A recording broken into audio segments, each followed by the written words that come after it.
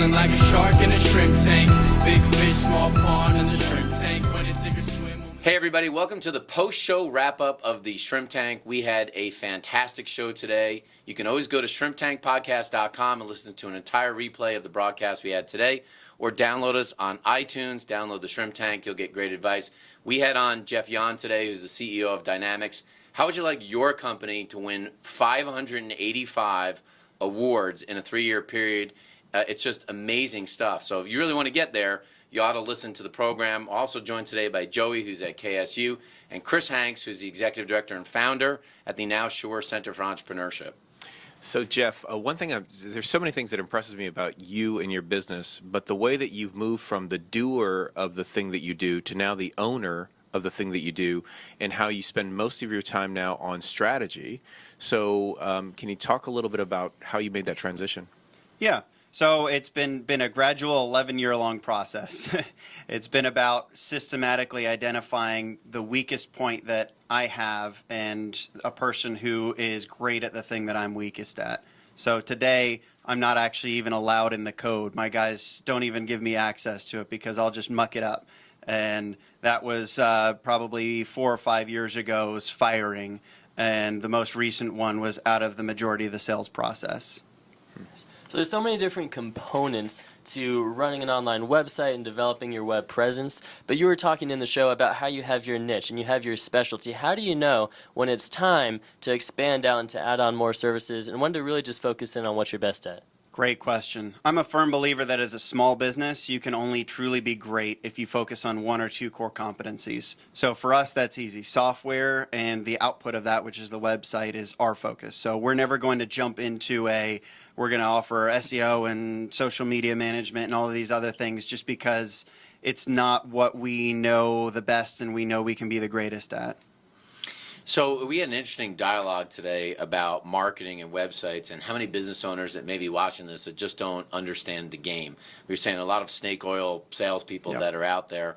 When somebody gets a website developed and their web designer comes back and says 2 things to them. One is, your website's doing great. And then 2 is, and they tell them that they tagged their website so it would be better worked in with Google. How would you be able to tell a business owner out there, is your website doing great? How would somebody be able to quantify that, and what advice would you give them about SEO?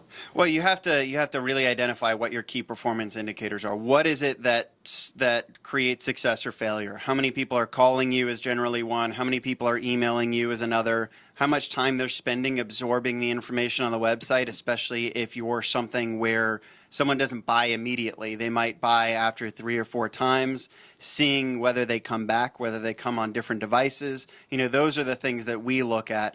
Bounce rate is less important to us than other measurables because sometimes you get a blog article that's great and it goes nationally, but that audience isn't your customer and it skews your bounce rate. And so there's a lot of factors that go into that.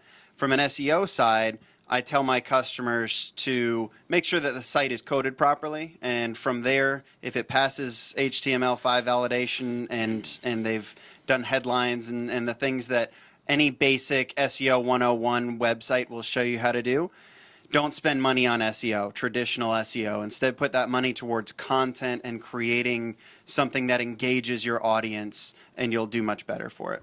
Just for everybody watching the video, bounce rate is not how many times you leave a party for the ones that you attended, so it's something you should look at with your website. So we had a great dialogue today. I recommend you hear all of Jeff's advice on shrimptankpodcast.com, not just because of the awards he won, but the knowledge that they have about websites. And if there's somebody who's watching the program today that wants to get in contact with you or your company and get the best in the business to develop them a website, how can they get in touch with you? Just Google search DynamiX and we'll pop right up. I like that. Just Google DynamiX and it will come up. Isn't that what you want for your business? Now remember this, you need to get a good website for your business as an entrepreneur because your store today is open 24/7 whether or not you like it. So getting a company like DynamiX by your side to build this thing, you never know whether you're sleeping or you're awake who's checking out your business. So I appreciate you coming on the show today. Thanks for having me. All right, and that is your post-show wrap-up for the Shrimp Tank.